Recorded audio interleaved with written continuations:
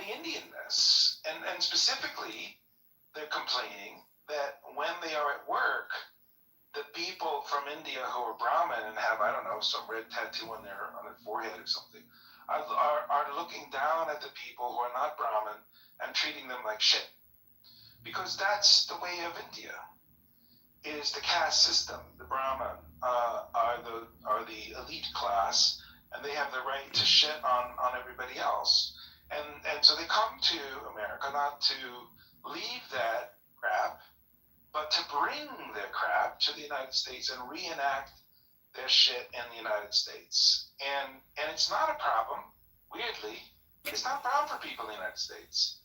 The Brahmin don't look down and don't treat people in the United States like shit. They treat the other people who have immigrated from India like shit.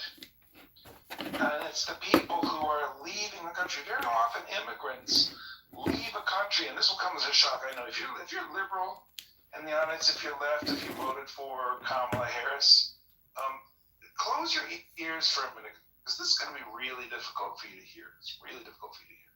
Sometimes when people leave a country, they leave that country because they don't like it. And when they go to another country, they want to get away from it. And they want to be away from the people that they are leaving. And when they come to a country and they get a job and they're exposed to the same kind of caste Brahma shit that they just tried to leave, it is really depressing. And it's a problem. And when people leave an Islamic country and come to the United States, the best thing for them would be to escape Islam, right? But the worst outcome is that they get shuttled into a place where there's a lot of people, and the imams are there, and the dominants and the people who will threaten them, literally kill them if they leave Islam, are there, and they haven't escaped the very thing that they left to escape. The Sharia law is still in place. If they leave Islam, they could be killed. If they don't wear the hijab, they could be, treated harshly, and et cetera, and et cetera, and et cetera. So I think that what we have to do as a country is we have to understand who we are, what the rules are here. I have known people that have immigrated from Russia. The last thing in the world they want to do is be around other Russians, because that's exactly the culture that they left. And they know how people behave in that culture. They know how the men treat the women like objects, and et cetera, et cetera, et cetera. And if you're a liberal and you voted for Kamala, you don't know this. You think that all cultures in the world are equal, and everywhere people treat each other with respect and dignity and equality. And Kamala told you that, so you believed it. It's really sad that you're in this condition, and I don't know what can be done to help you.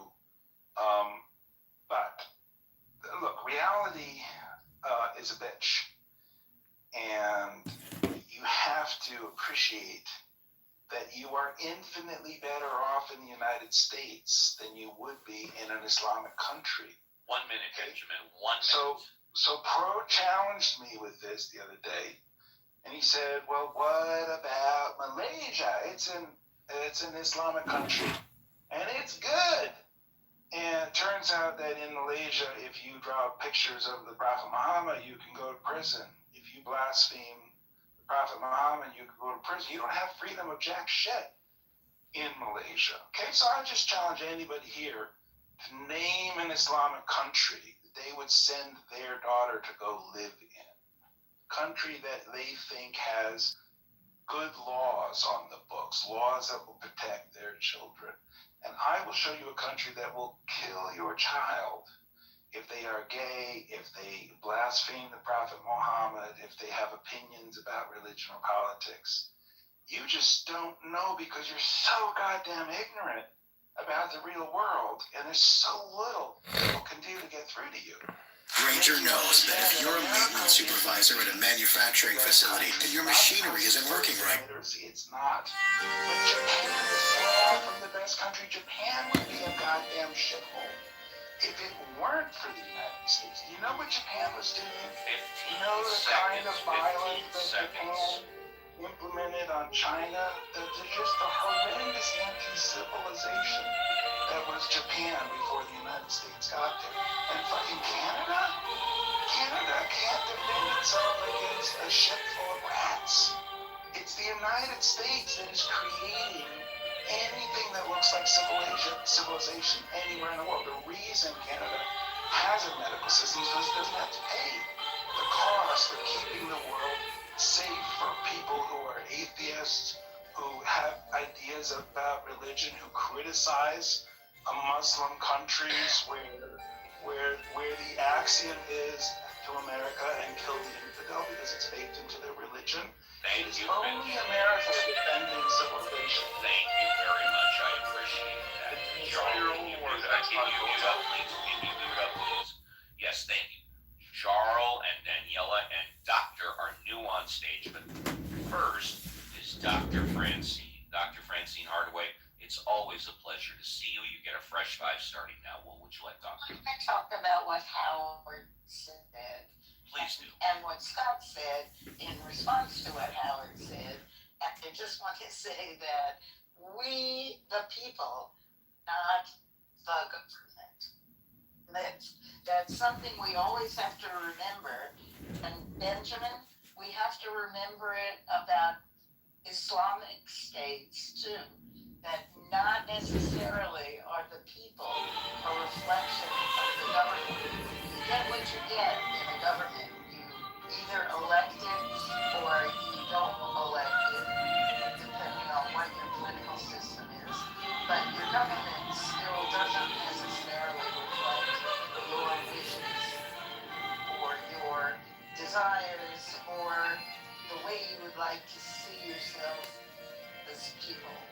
And I've been, I don't know where you've traveled to, Benjamin, but I've been in, I'm going to say 45 countries. And I've seen, including India 4 times and China 4 times.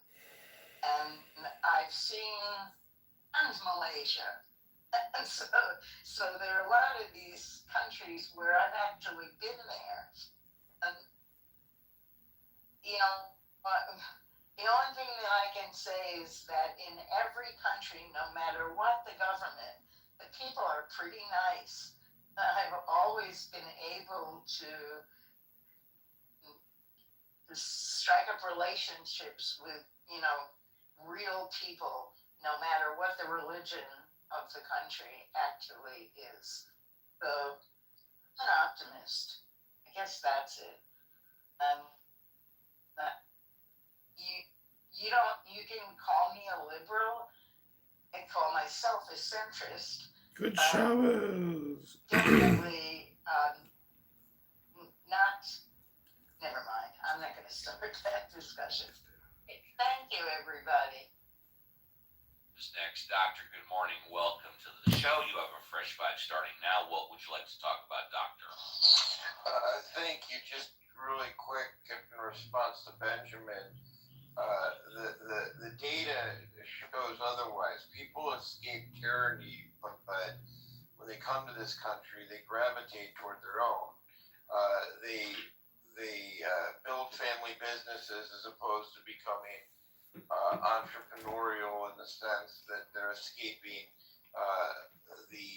their own culture. They do all kinds of things to actually find their own tribe when they come to this country. Absolutely, such as here in Los Angeles, we have Little Tokyo, and then we have the Armenian communities in Glendale. Absolutely, people gravitate towards their own truth. So that's all I really wanted to say. I'm just waking up here in Los Angeles. Thank you. Well, please go on mute, stay on stage, and when you wake up and have a fresh cup of coffee, maybe you'll want to talk in hour number 3. Let's go to, is it pronounced Daniela? Do I have that right, Daniela? Dianella, good morning. Welcome to the show. What would you like to talk about, Dianella? I am glad that you took the plunge. Is this your first time on our stage? It is. You know what? It's a pleasure to have you because the show is better with you on stage than without you.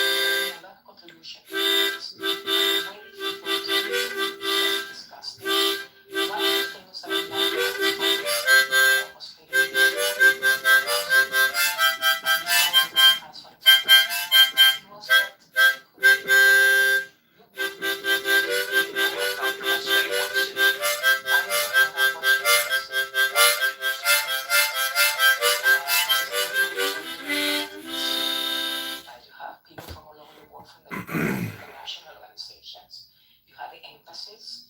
I have feel very comfortable living in the city, but I'm more comfortable every day with the kind of discourse that people like Benjamin is saying in social media and in this act. I don't know what is his background, what is his religion, but every question,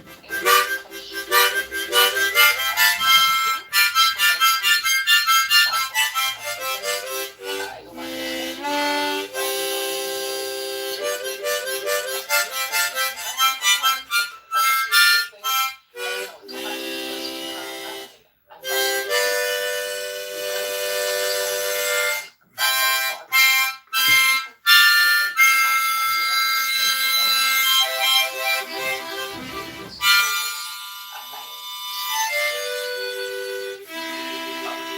Very much appreciate that. Charles, you can join me back.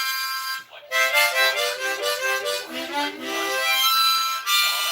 Charles, you're next. You have a fresh five. What would you like to talk about? I just wanted to respond to the prior speaker who suffers from American exceptionalism illusion. America, And who might that? We hope we have eliminated the prior speaker rule. Who might? so America, Very good. No. It's okay. Go ahead. thank you. America is the biggest recipient of the NATO program. We're the only ones who use it. So that's the first thing. The second thing is America, I just like that, like Canada doesn't help or doesn't defend. Bro, we trained your Air Force for World War I and World War II. We were in both of those wars before you. We fought basically every single war that America's ever gone into, except Iraq or Afghanistan. What the fuck has America ever done for Canada? What fucking war has Canada started that we needed America? So this idea, right, that, Canada needs defense from America, you're the ones who are drifting off the rest of the world. You're the ones who are receiving funding from the entire world to start your bullshit wars. So Benjamin, all of your points are bullshit. You're misinformed. Oh, yeah, thank you. And before we go to a formal invite, I'd like to have Jason. Oh, wait, I get to respond to that. Yes, That was you do at the appropriate time, which will be in a couple of minutes. Go on, you absolutely get to respond. Go on, and JCC, if you could unmute, please. Yeah. Gotta tell you, in regards to the show, and Benjamin, agree with him, you may disagree with him, but he drives content like no other niece or nephew. Am I off the rails? No, I agree. He does bring content. You're right. Wow. That is some exciting content. Every time he talks to you. It's so controversial. We're living on the edge, ladies and gentlemen. We're living on the edge of YouTube community We guidelines. are going to get to the Mod Squad. Then audience, you want to come up, but you don't know what you want to talk about. We call this the best 2 minutes on Clubhouse. Tonight, breaking news what President Trump is now saying about the war in Iran and about gas prices in the U.S. Also breaking tonight, the airline here in the U.S. reportedly set to shut down, and the alarming images tonight of a nun being attacked. First tonight, President Trump says he does not need congressional approval to continue the conflict with Iran, declaring hostilities with Iran have been, quote, terminated. Wow. Strait of Hormuz remains closed, gas prices soaring, and the president late today saying the options Iran agrees to a deal or will blast the hell out of them. Gas prices surging across the U.S. again tonight, the national average now at $4.44 a gallon. How much are American drivers paying to fill up their tank, and what it could cost by Memorial Day? Tonight, reports of Spirit Airlines is about to shut down. What are passengers to do? Did the government effort to save the airline collapse? Tonight, a deadly bank robbery, 2 people killed, including a bank teller. Police chasing an 18-year-old suspect, schools on lockdown. Police turning to images on social media, including this image of an alien holding a fan of $100 bills posted after the robbery.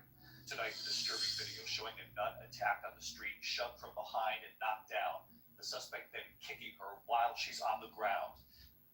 Tonight, chilling new images of the suspect accused of the alleged assassination attempt of the president. The suspect heading into a doorway, an alert canine appearing to sense something seconds before the suspect sprinted through security.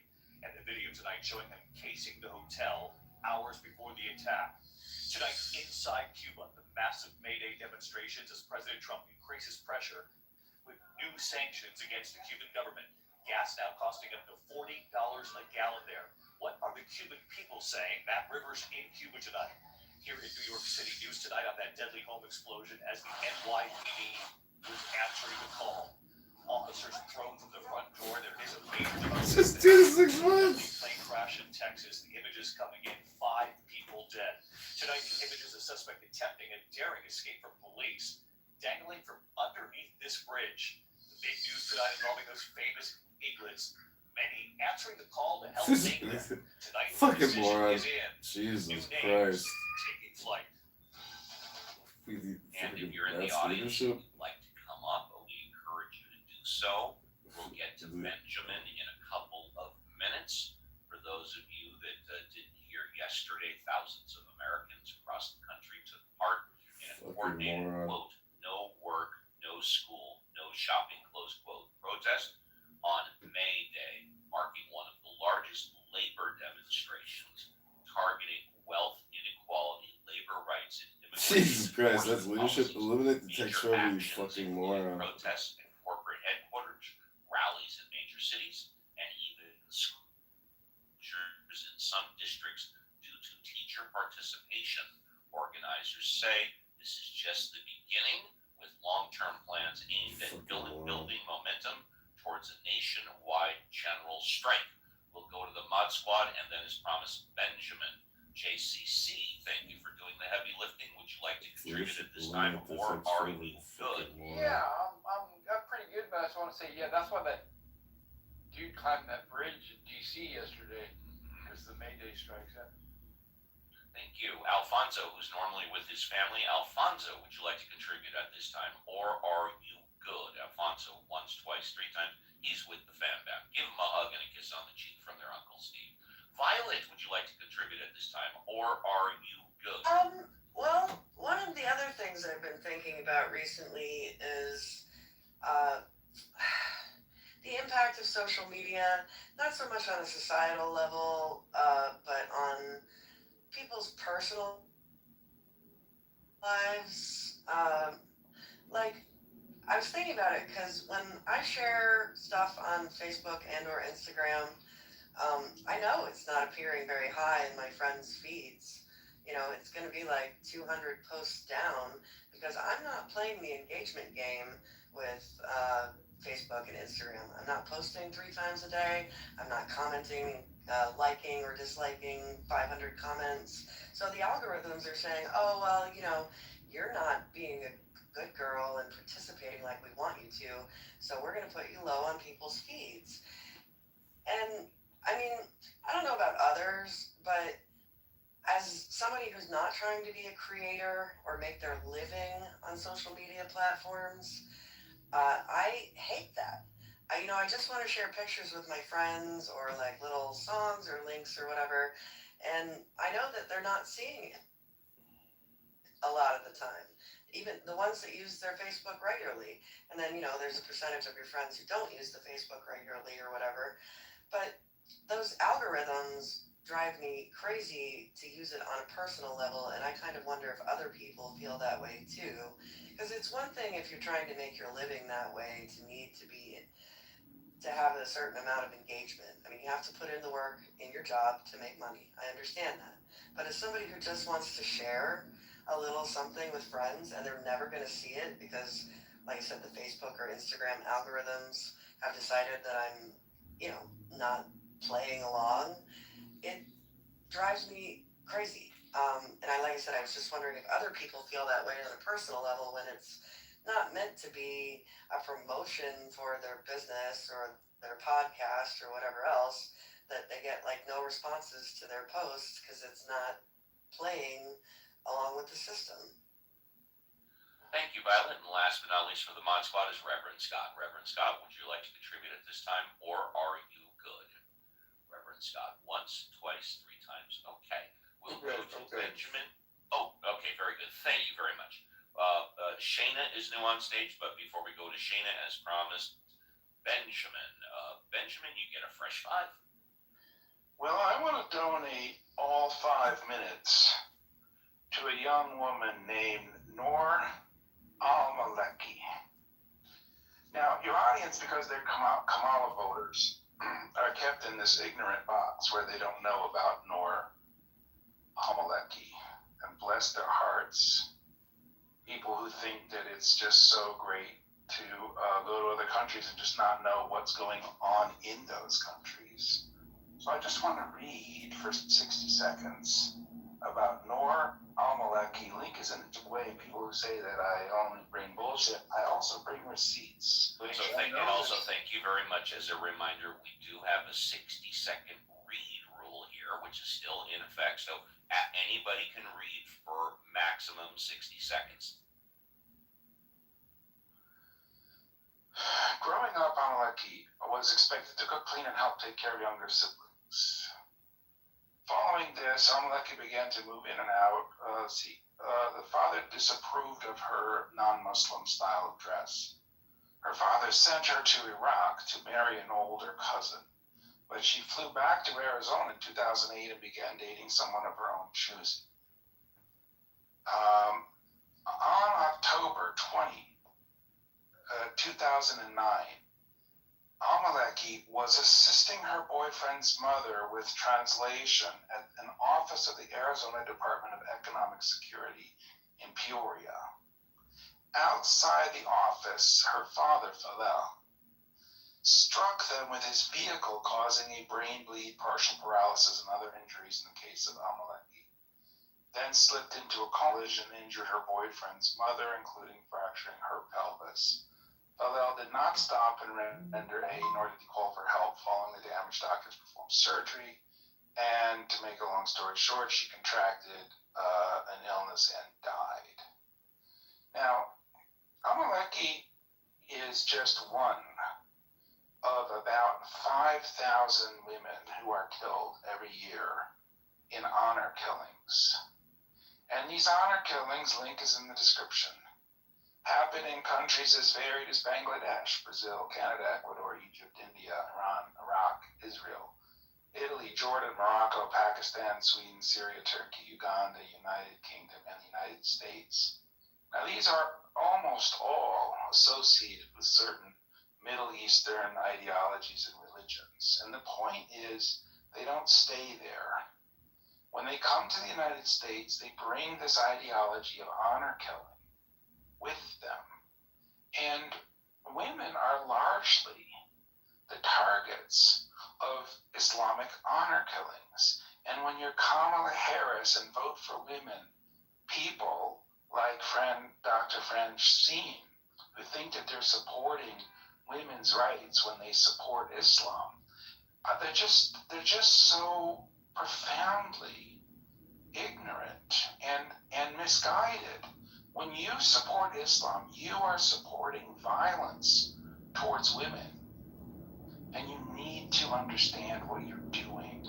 And you need to stop doing that thing that you're doing, because it's a bad thing that you're doing when you support Islam. So stop, please, in the name. If you're not going to stop for me, would you please consider stopping for Noor Amaleki, who was 20 years old, living in Phoenix, was killed by her father in the United States in an honor killing. Please, for her sake, will you stop your stupidity and your evil violence towards women in the name of Islam? Thank you so much. You're welcome. David is new on stage. If you're in the audience and you want to come up, please raise your hand, talk about anything you want. Let's go to Shayna. I hope I'm pronouncing that right. You have a fresh five. What would you like to talk about? Hi, Steve. It's Shama. Shama, I'm so sorry. My reading glasses are in the other room. What would you like to talk about? So tomorrow I have a session that I'm attending on adult sexuality in India. So I was just doing some reading on it, and I was just curious to understand the American culture and American peoples. I know this is not just a room with people from USA, but just the Yes, we have people all over the world in this room. Yes. Yeah. So I was kind of curious about understanding the American outlook towards teenagers dating, and more importantly, teenage sexuality, because from the country that I'm from, it's still a taboo topic that has a lot of nuance. It's not as black and white as teenagers should not date, and it's not like let's push them all to have sex when they are in their teens. It's not as black and white as that. Well, wait a minute. It's Are not. you are you saying that dating means sex? Can't you date without having sex? Or Yeah, I when mean, you of date, course that you can. automatically means you're encouraging sex? No, not Okay. at all. Not at all like that. So that is why I wanted to understand what does dating, teenage dating in America mean? All Uh, right. Well, tell you what. and Hold on. what Hold is on a the second. Don't take stop. on Stop. Stop. What does teenage dating in the America mean? Fair. Is that was the question you asked? Correct. Yeah, more or Oh, less. all right. Okay. Okay. Go on mute, and we'll ask the Mod Squad. JCC. What does teenage dating in America mean? JCC. Oh, it varies from household to household, right? However, it does not necessarily encourage sex. It just encourages a relationship building experience with these young teens, and I highly encourage it because it's a good stepping stone to being social in society.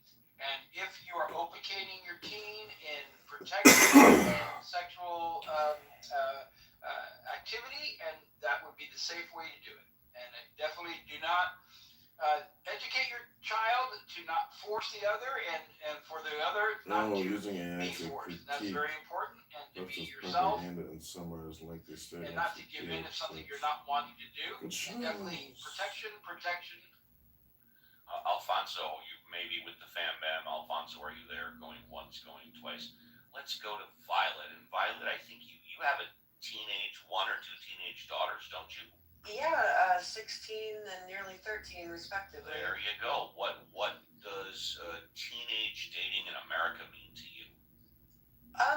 Well, I mean, my oldest daughter has a boyfriend, and what that means at the moment is, they like hold hands in the hall, walking down the hall in high school, and they go kind of on group dates. I mean, it's a group of friends. The other people aren't necessarily couples. They just all hang out together. So, I mean, at the moment, the example I have of a teenage relationship seems to be kind of affectionate, friendly. Uh, as far as like, I'm talking about dating, JCC was right. It varies a lot from household to household. I mean, you have some people who just don't want their kids to have any kind of romantic, quote unquote, thing until they're above 16 or whatever it is. But in my case, I mean, I started talking to my girls about dating and relationships, around the age of 12, talking about how sharing communication and a relationship is very important to. I'm sorry, I'm like trying to recall what I said to them and I'm getting screwed up in my mind. But basically, that it wasn't just about what feels good. That, you don't just plunge into physical relations. You need to get to know them first, was my instruction. And then I did have I am not encouraging you to have sex, but if you choose to do so, I want you to talk to me about getting birth control. And I spoke to them of all the options available because you can't stop them per se. And this is actually a repeat of what my mother did in my case. She told me, like, when I was 13, just let me know.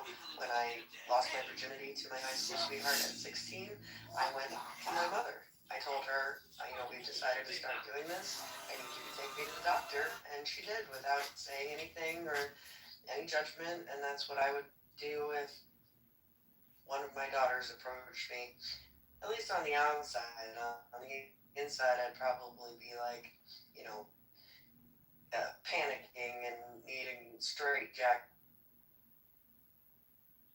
Reverend Scott, would you like to answer Yeah, the so question? What does teenage I think what we're doing with Reverend teenagers Scott? is we're involving them earlier. So it's I think Violet is largely on the nose, but I think kids are getting educated quickly on intimacy, on sex, and I think we'll have to deal with that. Like we're getting a younger population that's getting older quickly, and I don't know what we do with that. I mean, but it's going to have social ramifications that I don't see, and I'm not a conservative, right? But I think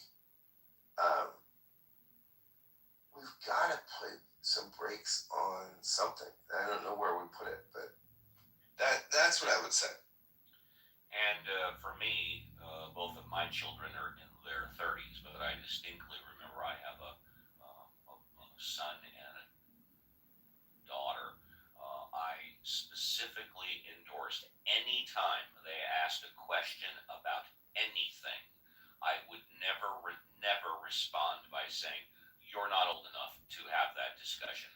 I answered any question that they had to what I believed was their best level of understanding. And also, when my son brought home a girl or my daughter brought home a boy and they wanted to go in their bedroom, I said, "Hey, no problem. You stay in your bedroom as long as you want, as long as the door is open. You are not allowed to close the door, but you can stay in your bedroom as long as you want." There you go, Shana. I know I'm mispronouncing it. I'm sorry. Shema. I want to add something to I want to JCC. Just real quick to what Scott said. I think that the progress of relationship as teens are having today was very similar to my time and not far off to my parents' time, right? The relationship was the same. There was teens having sex in the 50s, teens having sex in the 60s, 70s, 80s, 90s, and currently today. I don't think anything has progressed any further. Now, their access to data, that's a lot easier. However, teens are going to do what teens are going to do. I mean, we don't need social media to educate teens. They already know what the hell to do. It's not that. Yeah, because I figured if they didn't get the correct information from me, they were going to get the incorrect information from the street. Shema, you want another minute or two to follow up? Good topic. Shema. Yeah. I think there are a lot of similarities in the way Indian culture and American culture look at dating in terms of it's important that kids explore relationships, but there is also this India is a lot more conservative than what the American culture is like. So it again depends on which section of society you're coming from. So some from certain sections of society might be certain teens might to date and again with the implicit instruction that the parents are not okay with them having sex, but yeah, hanging out together. But that is what I was kind of wanting to understand that what is America's take on teens having sex. So I mean a basic idea of what you guys are trying to say. So yeah. Thank you very much. Appreciate that. Let's go to Jim East. Jim, good morning. Welcome to the show. What would you like to talk about? Sure. And my specialty is actually teens and transition. So I appreciate the opportunity. First, most of my peer group does what you did and says you can be in the bedroom, the door has to stay open. So to me, that of the progressive parents that I know, that's the most popular way of dealing with that. Now, my nephew, on the other hand, that's 16 years younger than me, he would go out with groups. And I think that was a trend. I don't know. Sounds like it might still be like there's less pressure, but I could also see that if everybody else in the group has done it and you haven't, or you and your city and the other haven't, then there might be some pressure there. But I honestly think, and he's not on the platform, so I know I'm not going to embarrass him by saying, but I don't believe I believe my nephew is most likely a virgin when he got married. But our movies, our media, a lot of it, shows a lot of activity and can add pressure to that. But America, as you know, I don't remember the lady's name, and I can't read the screen. So when she asks a big question about America, you have to realize that we're a big picture of the world. We have the most conservative of any faith you can imagine here in the United States, and we have the most liberal, free love people in the world in the U.S. here, and then we have a bunch of us that are in the middle. So the U.S. is big. So to add from a social science background of mine, both bachelor's and master's level, I'll just tell you that I've seen both, but Steve's seems to be what I've experienced with parents and with kids the most popular. Yes, you can spend time in the bedroom, but that door better be open. Thank you. It's my pleasure. Thank you. If you're in the audience and you'd like to come up and talk about anything, you're encouraged to do so. Would anybody on stage like to, who has not commented already, comment on teenage dating? Just unmute and say your first name. We were hearing this last part. I asked GPT, what do you think about teenage dating? This is what Chat GPT told me. Teenage dating is one of those things that can be healthy, messy, formative, and confusing all at the same time. It's not inherently good or bad. It depends a lot on how it's approached and the level of maturity involved. On the positive side, dating as a teenager can help people learn important life skills early, how to communicate, set boundaries, handle rejection, and understand their own values. Those lessons tend to carry into adulthood in a meaningful way. It can also be a normal part of social development, especially as teens start figuring out identity and relationships. That said, there are real downsides if it's not handled well. Emotions at that age can be intense, and not everyone has the tools yet to deal with the heartbreak, jealousy, or pressure. It can also distract from school, friendships, or personal growth if it becomes all-consuming. In some cases, there can be unhealthy dynamics like controlling behavior or peer pressure that teens might not recognize right away. The biggest factor is guidance and balance. Teens tend to do better when there's open communication with parents or trusted adults, clear boundaries, and a focus on respect, both for themselves and the other person. And that's ChatGPT's answer. So there you have that. We've got a break coming up in under 10 minutes. Would anybody on stage like to talk about anything? Just unmute and say your first name. Yes, Jim, go ahead, please.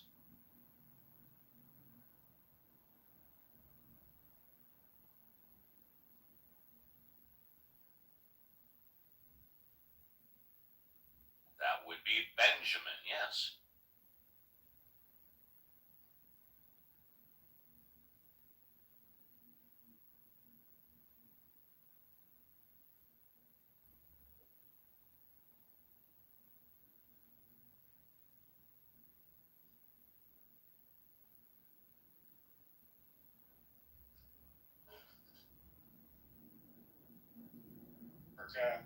And you look at the Declaration of Independence and all those things that talk about freedom of religion and all those things, there are peaceful people. Now, yes, there are some cultures that come here and recreate what they got away from, and that's humanity. People sometimes make mistakes. I'll agree with that.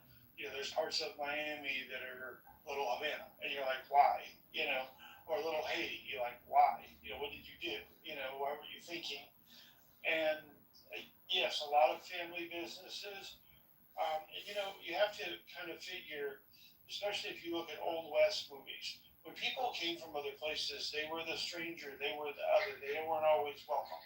So the only way they could make a buck is to do their own family business. So I'm just going to close by saying I think that the extremes, the zealots of any faith or any belief system that we've got to be aware of, but to totally knock a faith, I don't get it. And also, Kamala was raised as a Christian. From what I understand, she went to church regularly with family. But anyway, that just this whole don't support Islam as a whole. I've met some really wonderful people that have different belief systems, and that doesn't bother me. It's their belief system. They respect me. I respect them. I'm not trying to convert anybody. They're not trying to convert me. So I'm landing. We have what I believe is a new Sam on stage, who's also new on Clubhouse. I see the party hat. Sam, welcome to the stage. It's a pleasure to have you here. What would you like to talk about? Sam, going once. Sam, there you go. Hi. We cannot hear you, Sam. Sam doesn't understand. I'd like to respond to that comment. You can in a moment. Let's see if we can hear Sam. Thank you. Benjamin, go on mute, please. Thank you. Sam, you unmuted. You may have to exit out and come back in, but we can try you. Sam going once.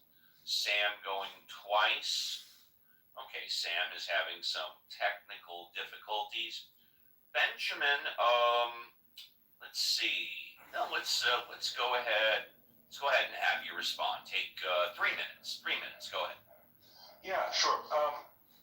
I get that everybody wants to be inclusive and turn a blind eye to people's ideology, but the honest truth is people who say this don't mean it. They're lying to you. They're liars. They're deceived. They're existing in a catatonic state of self-delusion. And the way you can test this, the way you can diagnose their delusion, is you just simply ask them, do you do this with your Nazi friends? You just ignore the fact that they're Nazis. Would you be comfortable sitting next to a Nazi? Ask these same questions, right? And the answer is, oh no, my God, I would never sit next to a Nazi. I'd never have a friend who's a Nazi. And that's how you could diagnose them. You just have to kind of it's very simple. It takes about 4.5 minutes, maybe 2, if you're as smart as I am. But for people who have undiagnosed ideology confusion disorder, this is just a helpful diagnosis. Hi, Jane. Helpful diagnosis. Look, Islam is an ideology which mostly can be thought of as a systematic violence towards women.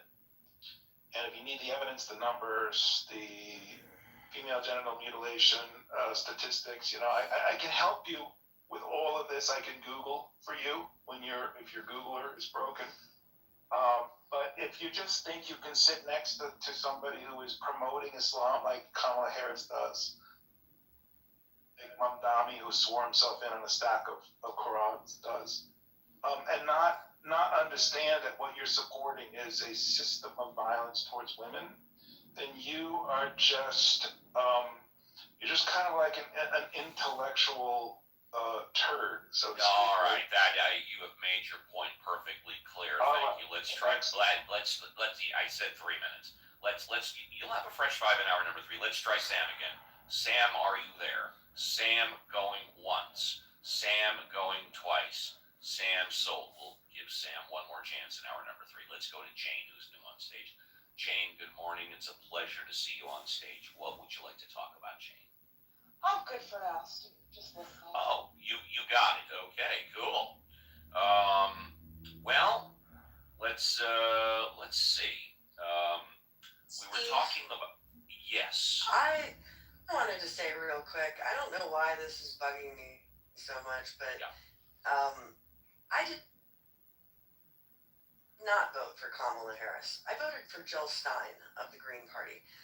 It's driving me crazy that Ben keeps calling me Kamala Harris. Wait a minute, I didn't hear him. I didn't hear him reference you once. Did I miss it? No, well, not personally, but he kept saying, I know everybody on stage voted for Kamala, or whatever. These are all I communal didn't voters. hear him say I that suppose one that was a either. I didn't hear generalization, but I didn't hear him say that.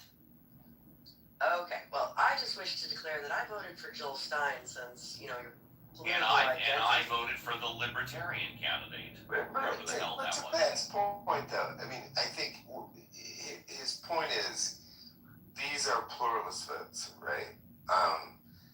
And what his point is that the pluralist sort of multicultural vote leads to a liberal ends. I think that's fair, right? I don't know that it's right, but I think it's. I mean, that's. I think that's the point he's making. That I gotta tell you, I think Benjamin's modus operandi, and I very well could be wrong, is a mixture of truth, satire, and stirring the pot. And like I said, he's a great content creator. I absolutely don't agree with everything that he says, but it gives me great pause to think about things. It also adds content to the show, and that's what I think. But Steve, isn't he saying what he's saying is that Yes. if you go this pluralistic, multicultural voting tendency, what you're going to get is cultural chaos. Isn't he also saying that if you don't agree with him, you're an idiot in so many words? I don't know that he's saying that, but I think, okay. but I think he might not be wrong at this point. I mean, which I'm not in agreement with him. I think I'd rather go down. So 75 million voters are idiots. It's because they voted for Aaron. Well, of course, we could all be idiots. But I think what he's saying is that if you want a liberal democracy, you have to police it intellectually. And what he's saying is that we've gone down some roads that are unhealthy for the liberal establishment.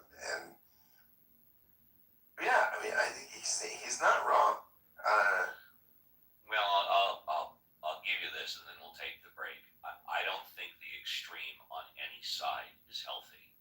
The extreme on either side, in my humble opinion, is a bunch of mishigash, and that's not how you win elections either. You win elections by coming as close to the center as possible. Most elections are won by 5%, 5% of the undecideds. And as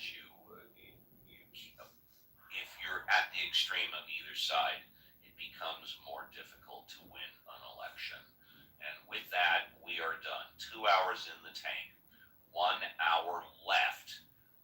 I will be back at the end of the break to host all of hour number 3. So don't go away. And when we did a lot of talk about dating, and so let's hear some more from Taylor Tomlinson about the truth about dating. And this one's available if he just talks and talks and talks. You fall asleep eventually. This bit right here. Wow, okay. That was fun. We all stepped in a divorce. Wasn't that a good time? That's the first time that's happened when I asked that question. Ever done the tour? Ever gotten one of those? Same thing, this boring piece of shit home.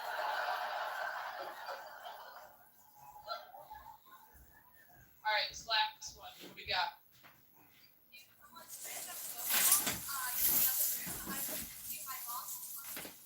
You eavesdrop on somebody's phone conversation from the other room. You listen to your mom talk to your grandma. Did you miss the whole part where I said I am alone?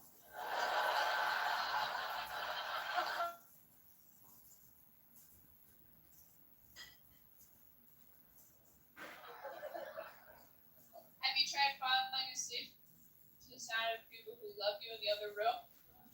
I would that I could! Okay, well, those hurt my feelings. I'm gonna tell you the best one I've heard on this tour. That's when I heard on this tour. It was a few months ago. There was a woman in the front row. She raised her hand. She goes, "I have a weird sleep tip." I said, "What do you got?" She goes, "When I can't sleep, I lay on the floor in the kitchen for 10 minutes." And I was like, "Okay." And then what happens? She goes, "Then I get back in bed and go to sleep." This poor girl, abusive parents herself. She's like, "Oh, you with the guy she's dating." I was like, "Really?" She goes, "Yeah, would you ever have a threesome?" I was like, "Oh my god, no. I don't want to hang out with 2 other people." I've never been in the middle seat on a flight fighting for an armrest, like, which we were all faking. That would be cool.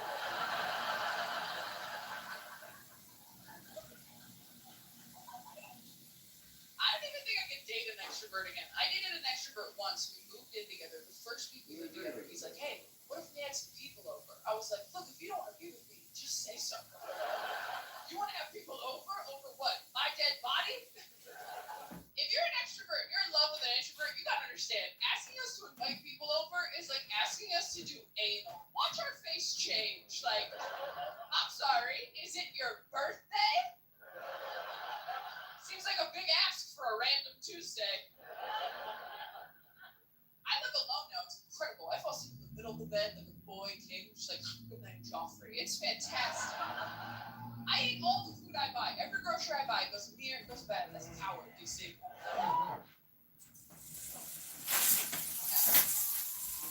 If I clog the toilet at home, I don't have to deal with this right away. That's freedom, DC. When I lived with a man I was attracted to, I was just like, "No, please, toilet, don't tell him I'm a human woman. I beg of you. Take my dark secrets to your watery grave. Remember our bargain." Now I'm like, "You use your toilet. That's what lids are for. You want to see the sky? Want to share your point of view and a little about what's bothering you. Got a question that's on your mind? Be bold, brave, courageous. Come on up and get your fresh vibe. What does that mean? Well, listen up. Have a take, just don't suck. Be respectful, make your point and reason away. Come on up. That's what we'll speak today. And welcome to hour number 3 of Ask Uncle Steve with the Mod Squad. If you're here for the first time, this is how the show works. Unlike other clubhouse rooms, we encourage everybody, especially the new speakers, and that means you, to be bold, brave, courageous. Raise your hand, come on up, and you can talk about whatever you want. We never ever put a restriction on content. You can talk about current events, politics, God, religion, atheism, what's going on in your life, what's going on in my life. Maybe you like the show, maybe you don't like the show. Maybe you have a question to help you, maybe you have a statement to help me. Just have a take and don't suck. What does that mean? Be able to put 2 sentences together, folks. It doesn't matter if we agree, disagree, if we like or don't like you, but just don't come up and say you think the earth is flat, because I will stop you on a dime and I will grill your ass. And so with that, let's go to JCC. JCC, good morning. Yo. Thank you for doing the heavy lifting. Do you have any plans for this weekend?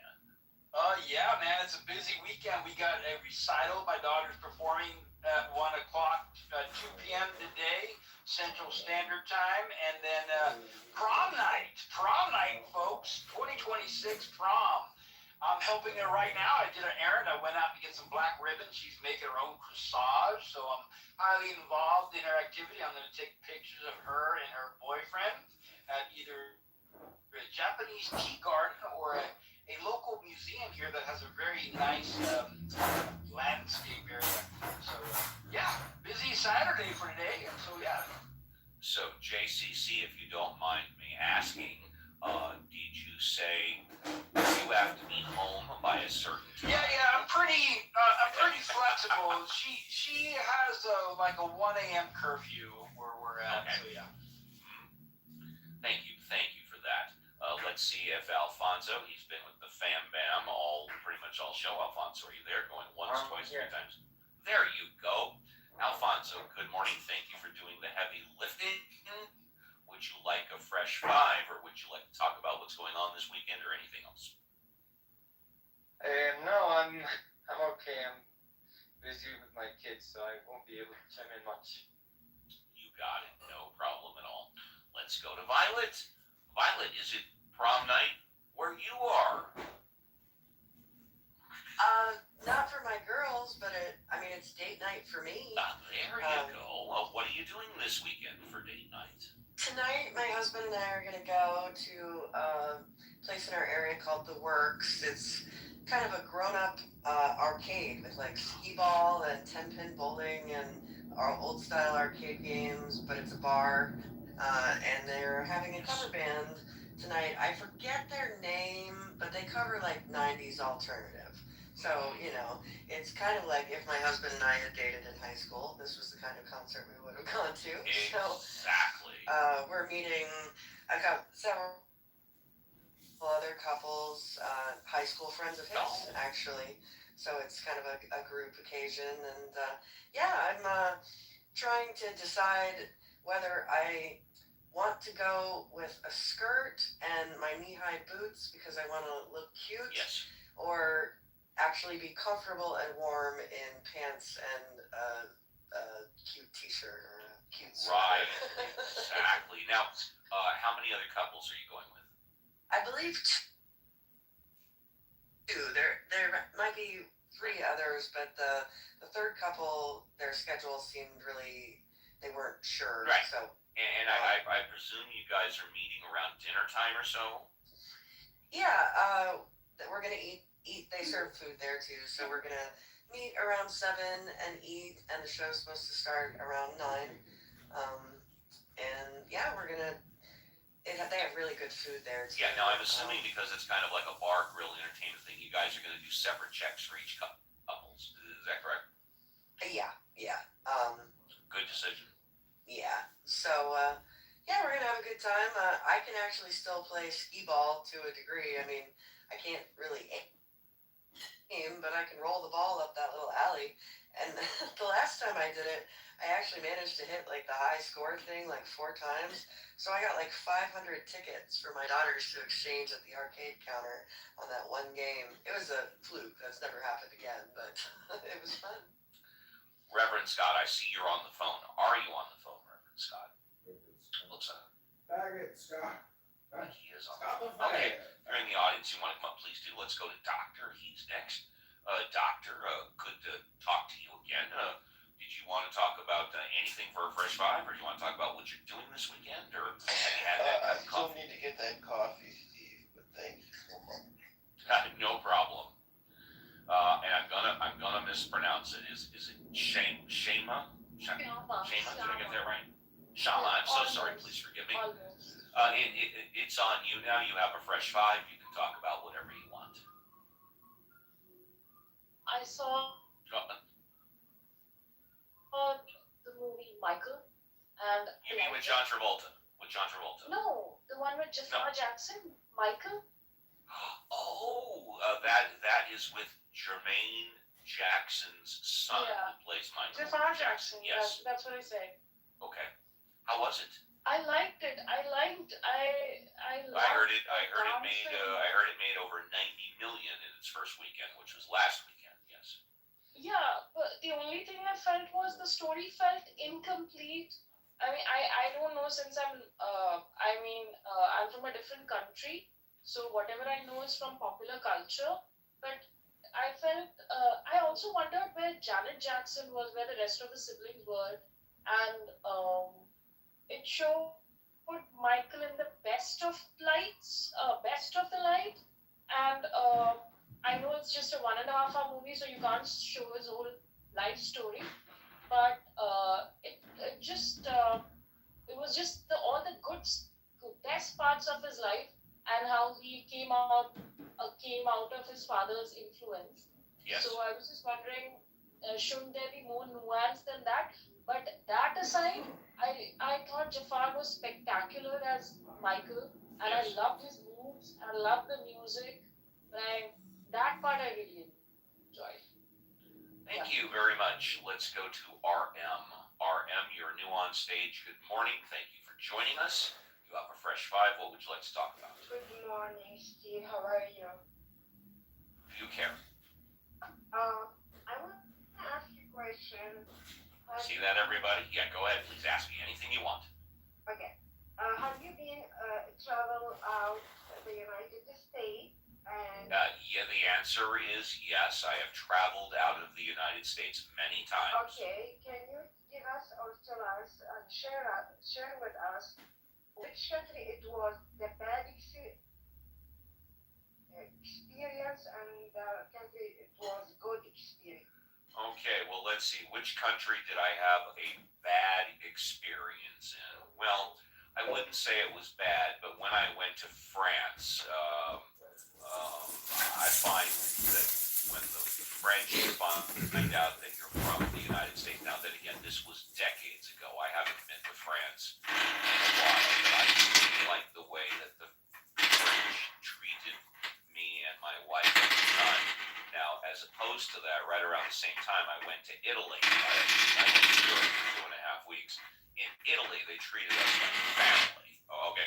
I mean, we drove, staying in France, we drove into Italy, drove a mile down the road, and literally we saw 3 restaurants in one area, and we literally went to meeny, miny, mo, and we picked the restaurant, and it was one of the greatest experiences ever. So I would say my worst experience was in France. It was simply because I didn't like the way that we were treated. And also, I think somebody tried to rip us off, and I don't mean like somebody on the street. I mean like because we didn't speak the language, they were adding the bill incorrectly. I could be wrong. The best experience I had, without a doubt, and again, I haven't been there in decades, is when I went to Hedonism 3 in Jamaica. An all-inclusive resort, I believe. No, I went to Hedonism 2. I'm sorry. Now they didn't have Hedonism 3 at the time. I went to Hedonism 2 in Jamaica, and it was an all-inclusive resort, and I had a fantastic time. So if you wanna advise me to go to visit in which country in Europe, you're gonna advise me Italy, for of course, not French. I think it depends what you're looking for. Okay. Hey, JCC, do me a huge favor, take over for a couple of minutes. I got something stuck in my throat. JCC, please. So what were you asking? You're asking where to go? No, I'm just planning to go in the summertime to Europe. So I want to know everybody if you have an experience in Europe.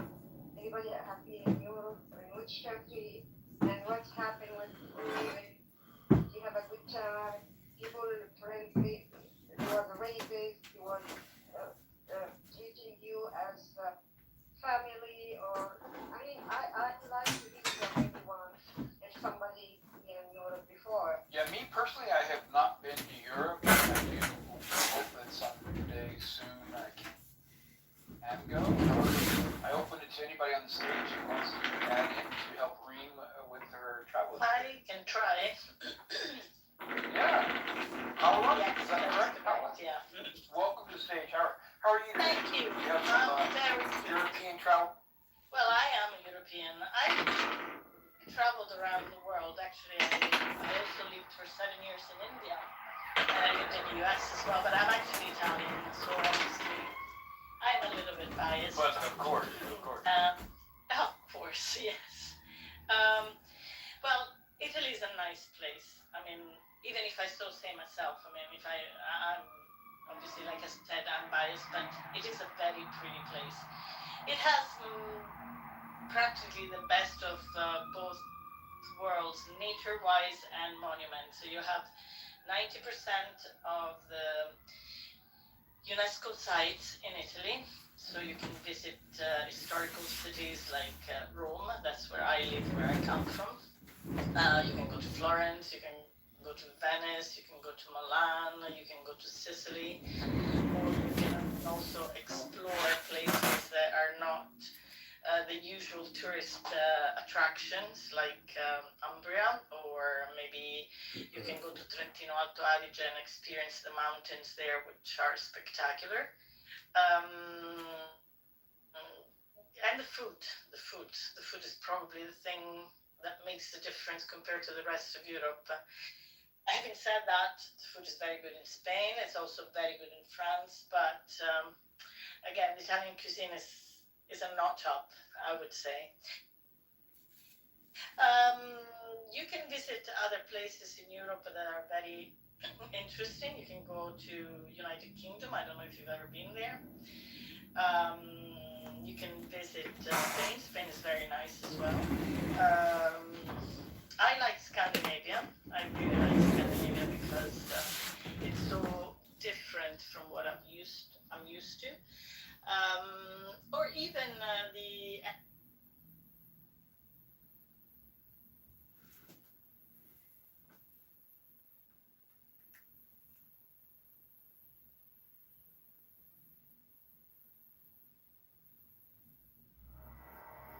Mine is the head of the man, and my insight is keen as the hawk's. By my head I invoke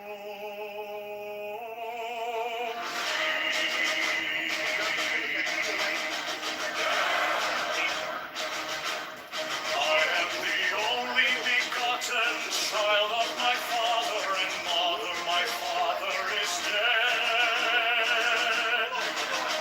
My mother bore me with labor and pain and fear.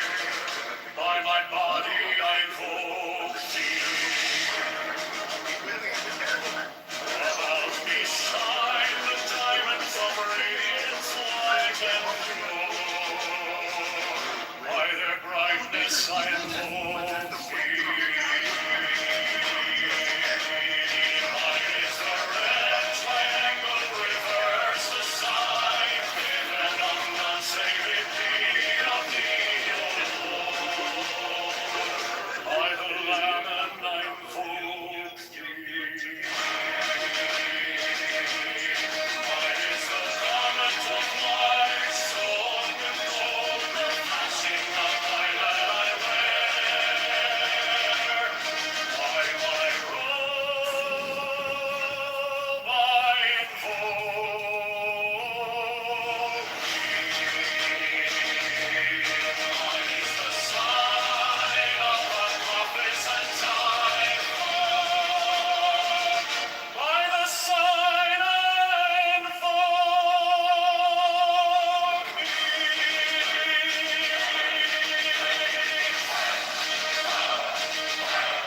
Mine is the turban of white and gold, and mine the new vigor of the intimidated.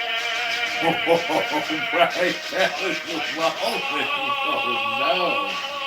I invoke thee. My fingers travel on the beats of pearl, so run I after thee in thy car of glory. Right there. Oh no. Yes, I invoke thee.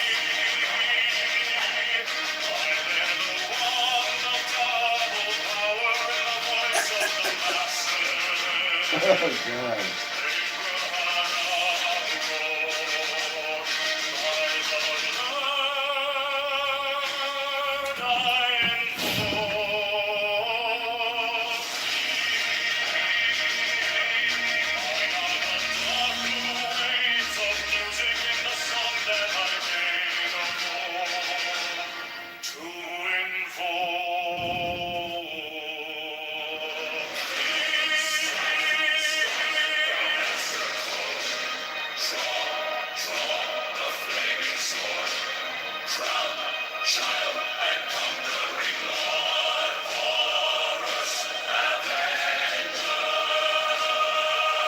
By the song I invoke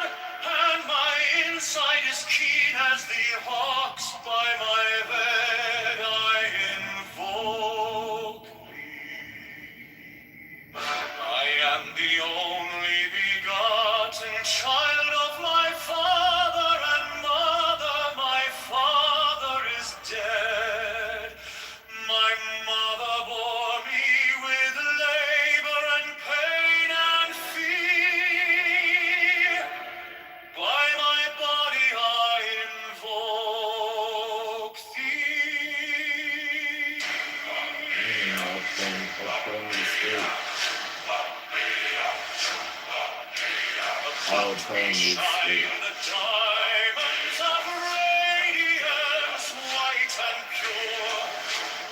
By their brightness I invoke thee. Mine is the red triangle, reverse the sign given of none, save it be of thee, O Lord.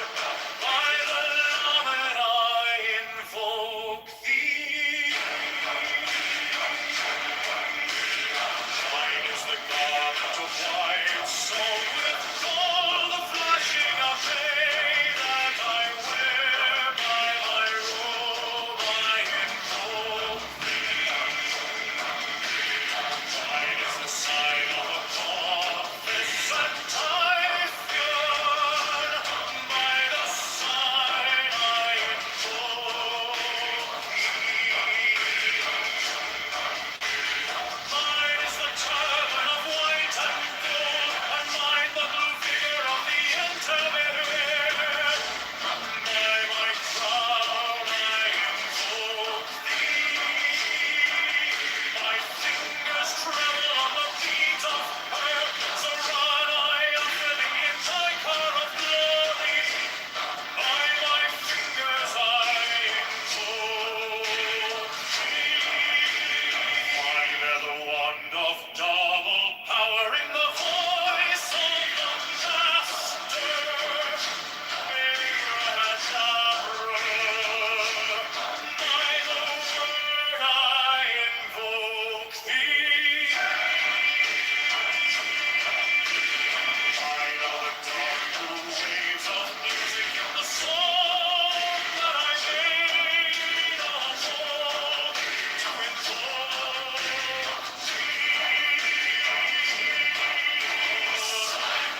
Strike the master chord, draw the flaming sword, shine the conquering Lord, Horus Avenger.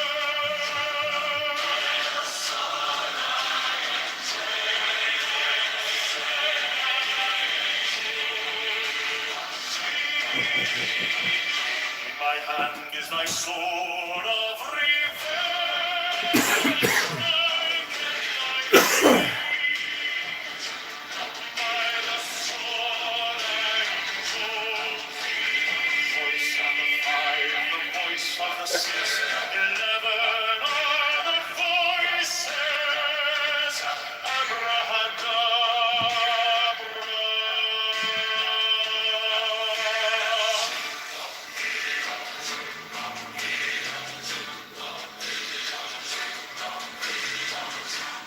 Come on, CC. Go home, ZZ. This has been an amazing. Make this make sense for you, Lord. So you got Kitover.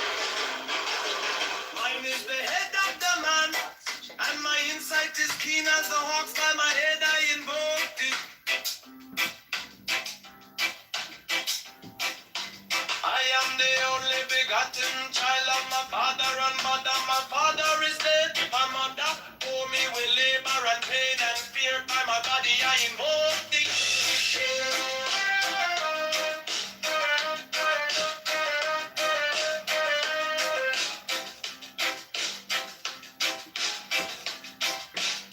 Upon me shine the diamonds are radiance, white and pure.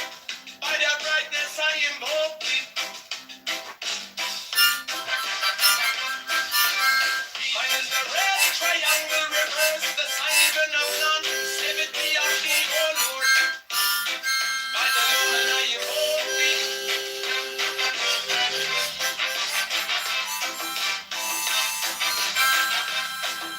Free mine is the garment of white, sown with gold. The flashing of eye that I wear. By my robe I invoke thee. Mine is the sign of a prophet and Typhon. By the sign I invoke thee. Good morning, Kitover. Mine is the turban of white and gold, and mine the blue figure of the intimate. By my crown I invoke thee. Oh, good said. My fingers travel on the beats of earth, so run I after thee in thy car of glory. By my fingers I invoke thee. I hear the want of double power in the voice of the master. Abraham, by the word I invoke thee. Be mine are the dark blue waves of music in the song that I made the bold to invoke thee.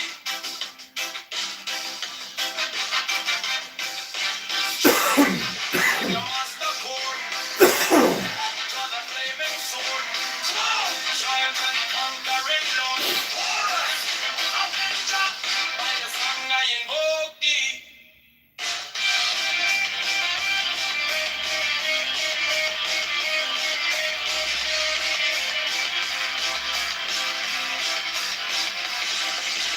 In my hand is thy sword of revenge. Let it strike at thy bidding. By the sword I invoke thee. The voice of the fight, the voice of the 611 other voices. Everyone around. You fuck, are you ready to take away, you fucking moron?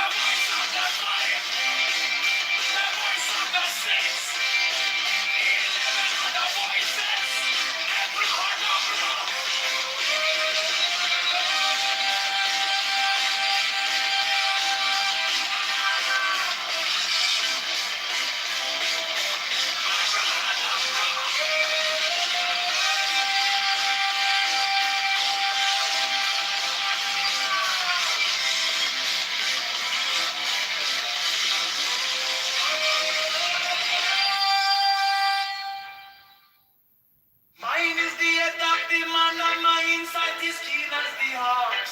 By my head I invoke thee.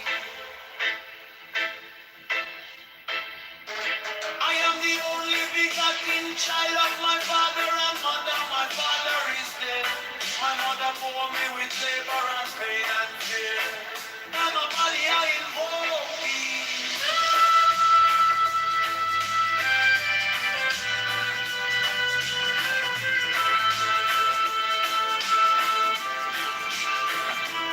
Around me shine the diamonds of radiance, white and pure.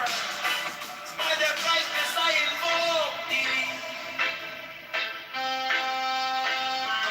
Mine is the red triangle reverse, the sign given of none. Said it be, O.P.D., O Lord.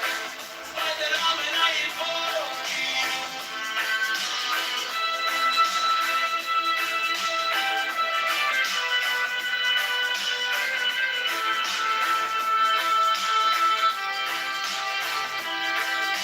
Mine is the garment of white soul with gold, the flashing of my that I wear. By my robe I invoke thee. Mine is the sign of a puppet and typhoon. By the sign I invoke thee.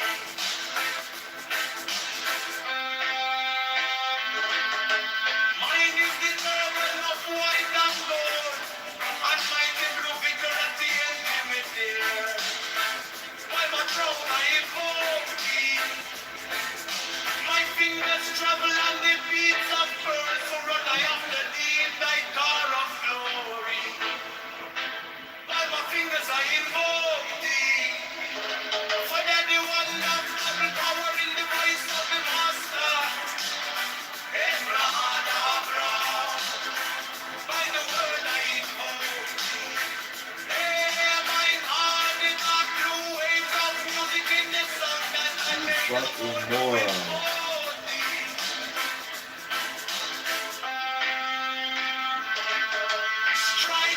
Strike the master chord, draw the flaming sword.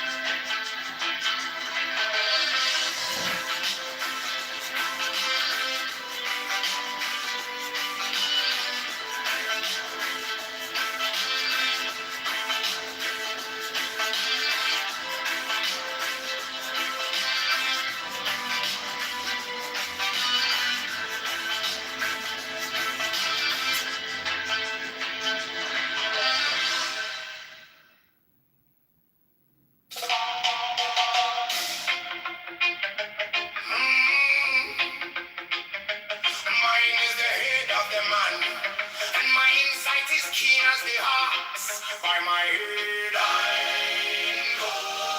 Suspend the dance picture. These pictures really should be in the potential fucking more. I am the only begotten child of my father and mother.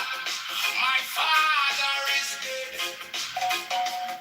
My mother bore me with labor and pain and fear by my body. I know thee about me. Shine the diamonds of radiance, white and pure by the brightness. I know thee. Mine is the red triangle reverse the sign. Even of none save it be of thee. Oh Lord, by the layman. I know thee. Mine is the garment of white, sewn.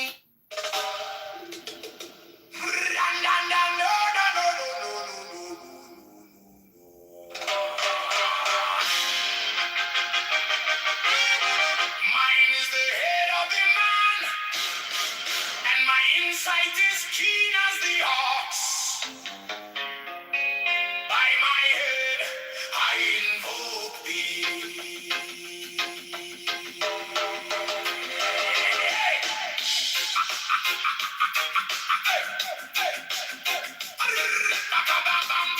You might want to start calling me JB. I am the only begotten child of my father and mother. My father is dead. My mother bore me with labor and pain and fear by my body. I know thee. About me shine the diamonds of radiance, white and You do realize to redeem change your life, you'll have to be more radical to win open doors.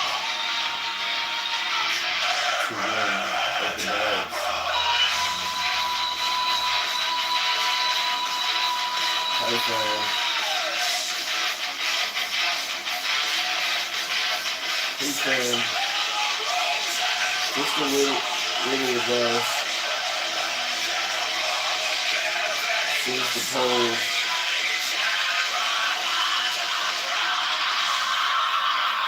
no momentum.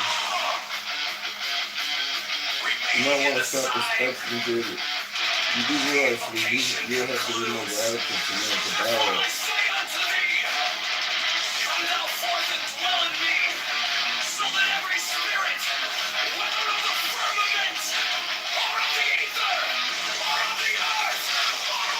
Hey friend, just a little advice since the polls show no momentum. You might want to stop expecting JB by calling him JB. You do realize to redeem change your Lord, you have to be more radical. and every spell and scourge of God, the vast one might be there.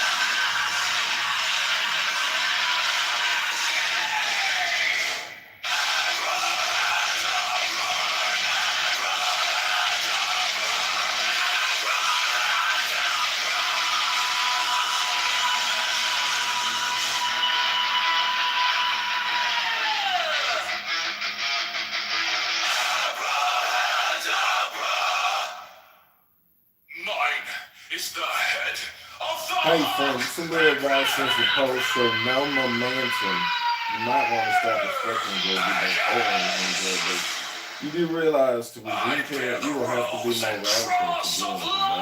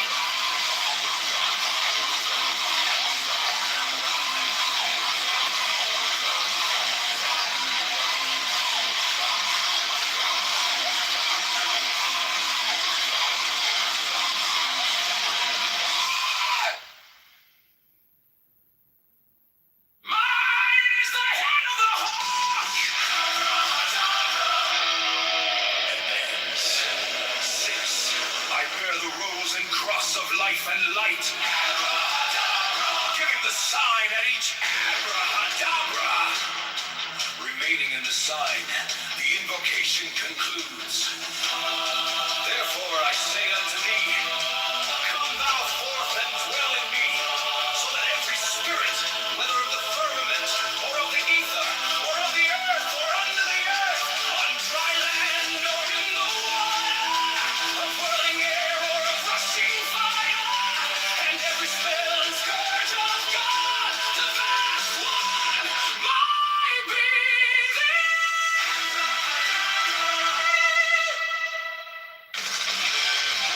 mine is the head of the hawk, abracadabra, and ends. 6, I bear the rose and cross of life and light, abracadabra, giving the sign at each abracadabra, remaining in the sign, the invocation concludes.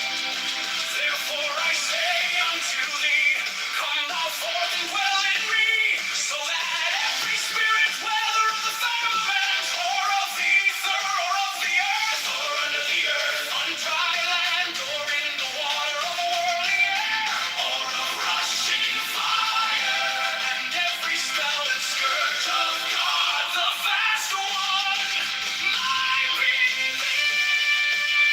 Takes the 2 runs. Jesus Christ, this is just so you fucking moron.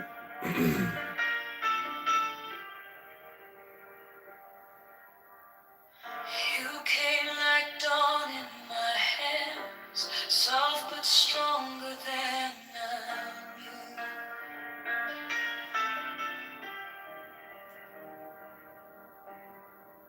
My fear turned gold in your eyes, and my whole night broke in two.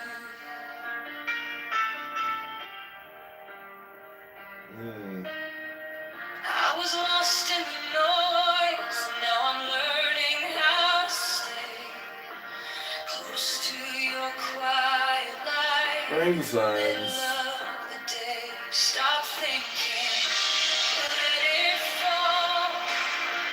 Take the deepest breath of them all.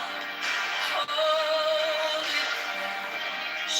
Don't run from the feeling. One more second. You can start believing. Wisdom of God.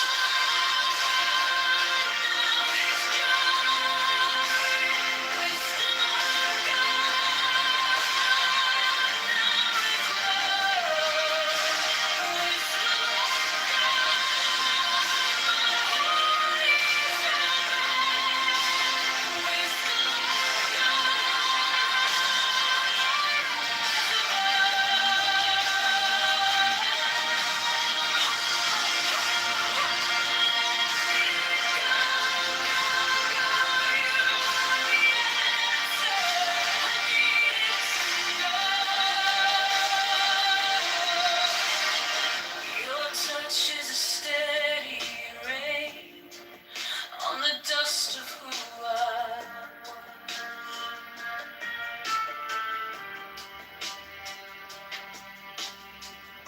Every wound gets named and it fades in the hush.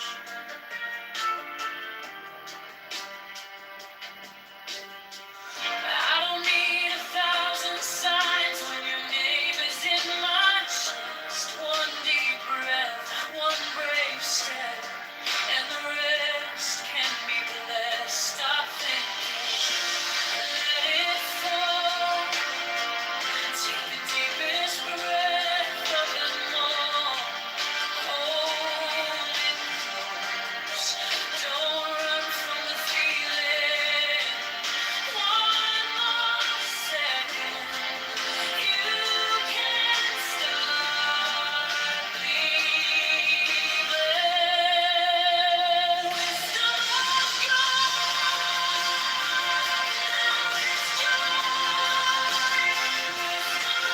Filibuster. If every day new woke with a holiday.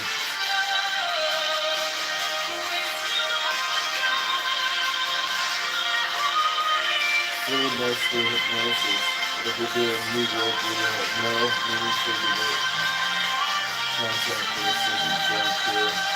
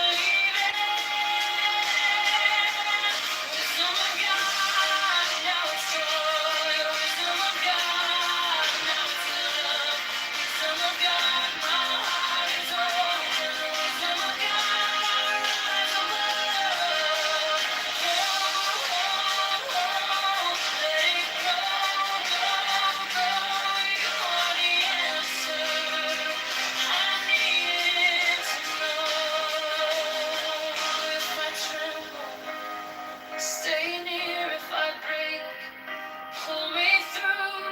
stretch my hands to release what I cannot hold with you. 10 not 9, 10 not 11. I breathe in your holy calm, and the storm in my head lays down like a palm. Wisdom of God, now it's joy. Wisdom of God, now it's love. Wisdom of God, my heart is open. Wisdom of God, I rise above. Hold, hold, hold, let it go, go, go. You are the answer I needed to know. Wisdom of God, now it's love.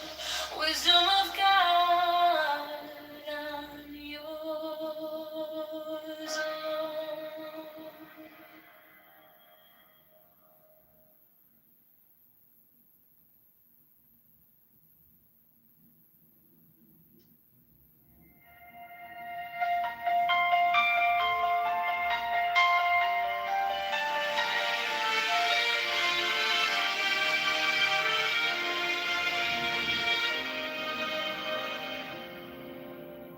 Wisdom of God is now joy, love, heart, enlightenment. You found me in the quiet with my hands still shaking. I was carrying the hurt like a name I couldn't drop. Then you touched my trouble and the whole room stopped. Stop thinking and your problems. Take the deepest breath of the day. All for 10, not 11. 10, not 9. Stay.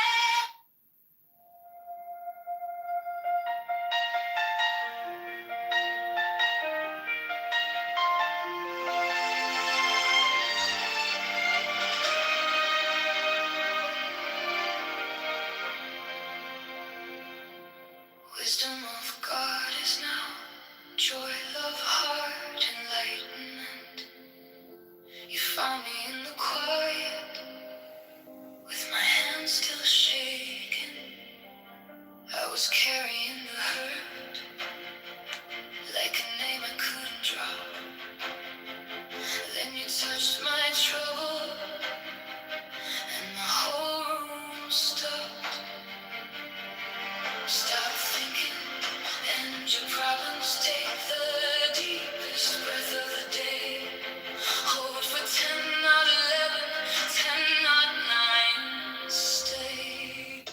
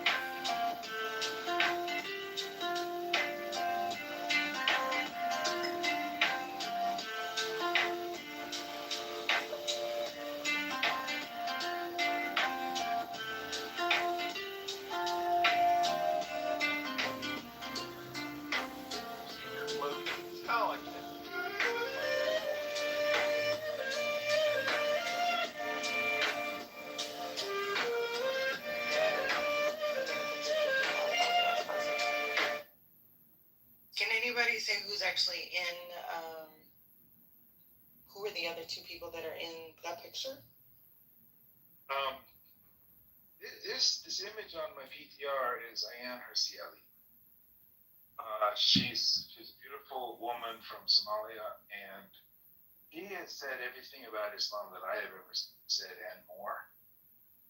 She writes about the problems in Islam, the genital mutilation which she experienced as a child, the forced marriages which she escaped in Somalia, and her life of criticizing Islam is well documented. I suggest to all the people here who voted for Kamala and are suffering from the disease that causes them to embrace Islam, please take some time to read anything by Ayaan Hirsi Ali, including her book Infidel. Now, this book is real.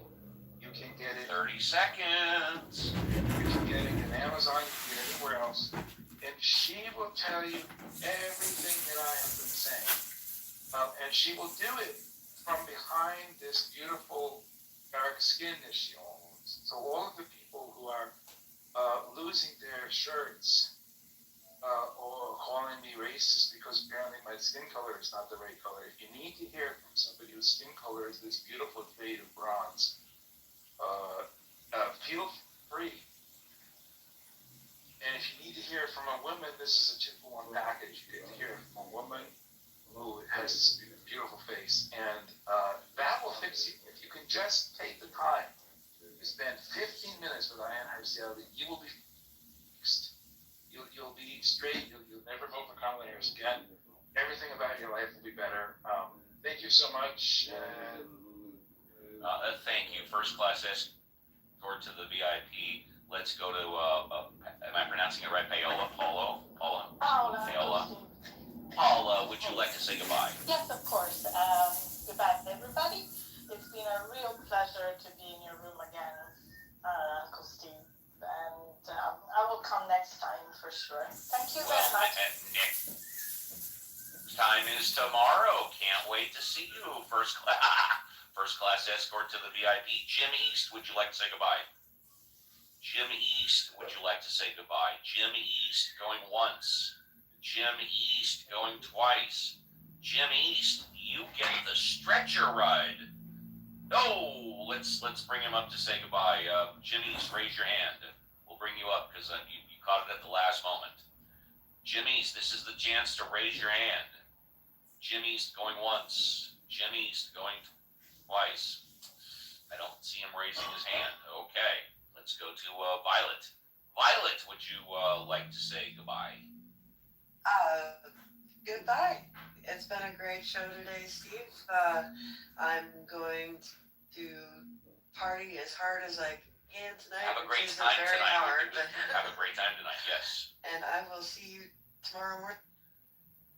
Love that. Alfonso, would you like to say goodbye all the way from South America? Would you like to say goodbye, Alfonso? Alfonso going once to say goodbye. Alfonso. Goodbye. Have a great weekend and see you guys tomorrow. Thank you. And last but not least, JCC, I'm going to give you a call right after the show if you don't mind. Would you like to say goodbye, JCC? Of course, Steve. Yeah, great room, great show. So we had some good combos. We shared our American side of teenage dating. I really enjoyed participating in that conversation. Benjamin provided us some interesting content. That was some excellent content, yes. Not that I agree with everything he says, but the content is excellent. Otherwise, a great 3-hour tour. I love it. Yes. And to all, I wish you all a good Saturday, and see you all tomorrow. Peace out. Thank you. And with that, we are done. On behalf of the Mod Squad, we thank all of you for your participation, because without you, the show is not as good. We wish you and your family a great remainder of your Saturday, and we will be back tomorrow, 7 a.m. Pacific Standard Time, 10 a.m. Eastern Standard Time, for another.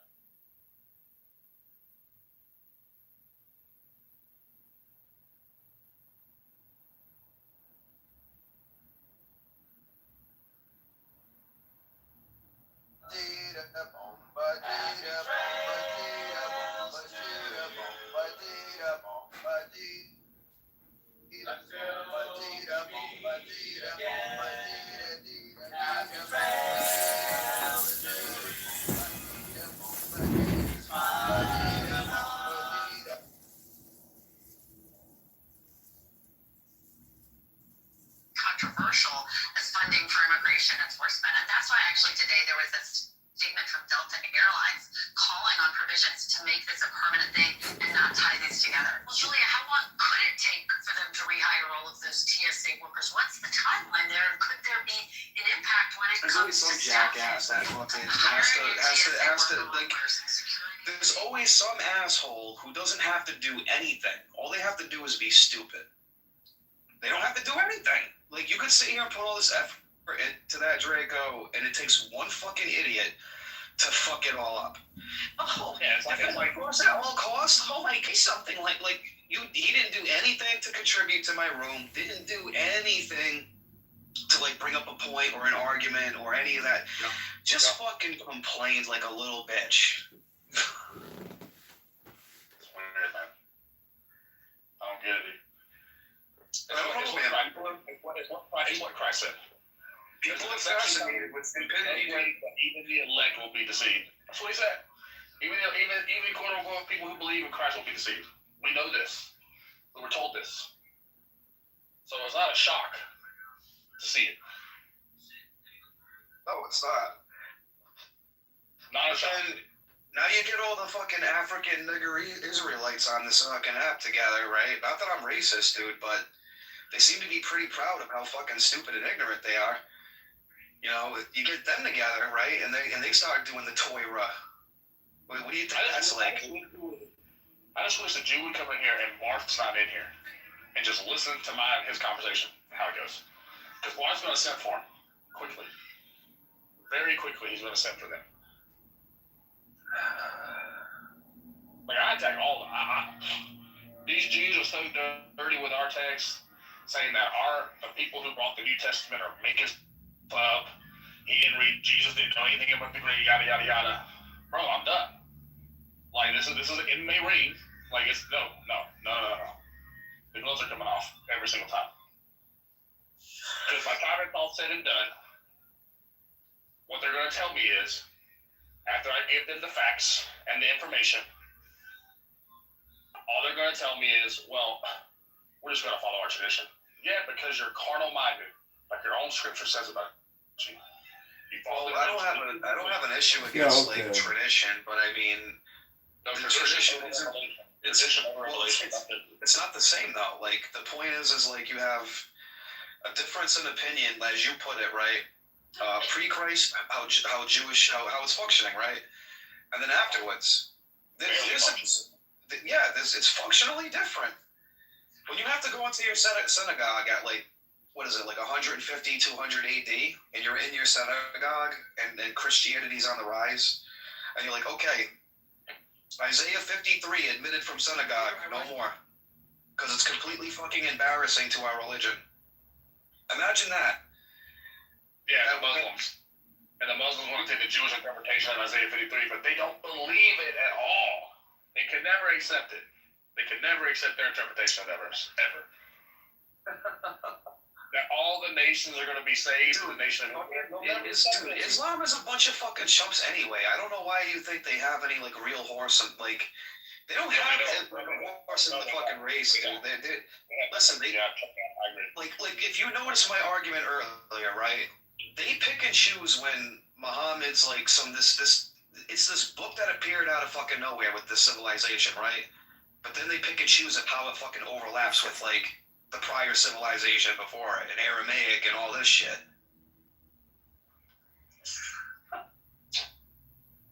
They like to pick and choose, dude. Hey, fuck it, whatever, man. I don't take them seriously. Good morning, Draco. Do you believe Isaiah 53 is referring to Jesus? Of course. You do? Okay. Of course. Why would you even ask that? Of course I do. I mentioned it. Oh. We're Christians. Why would we not believe that, Joanna? I guess I watched a lecture that sort of debunked it and said it was speaking about the nation of Israel. Oh. Trust me, we know. We know what they say. We know what they say, yeah. Do you know what eating banana can do to your liver? Can it be this? There's like 12 different tribes of Israel that have different interpretations. Hey Regal, I have a question for you. Once in a while. Regal. Oh, what's up? So, you know, like, just a question on that, Isaiah 53. Is it, so it's a dual fulfillment though, isn't it? So it's, you've got the present context of Israel, but then it's pointing to Jesus as the Messiah, isn't it? By his words. He only repairs for our transgressions and stuff. Who else would they be talking It's about? not even that, bro. Like, as a Christian, one day you need to sit down and read the book of Isaiah and look at the themes that Isaiah says. He talks absolutely negative about the people of Israel the entire time. The entire time. Hey, Rigo, I got a question for you. If you could put me in the queue, thanks. God. That's what I'm just telling you. Like, if you read Isaiah until you get there, like, there's no reason to think this is talking about Israel. The righteous servant, the whole time prior, like, that term is never used for them. The opposite is used. Hey, Regal, this is Alistair. I have a question for you. I'd like to be put in the queue. Yeah, what's up, Alice? Yeah, this is a question for Regal. Hey, Joanna. This is a question for Regal. Do you think everybody has a soul?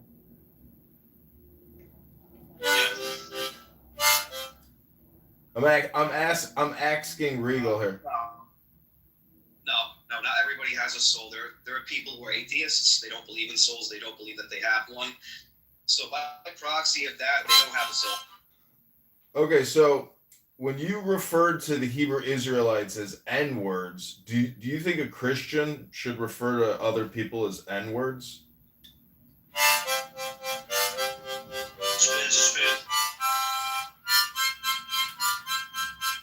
Yes, they should.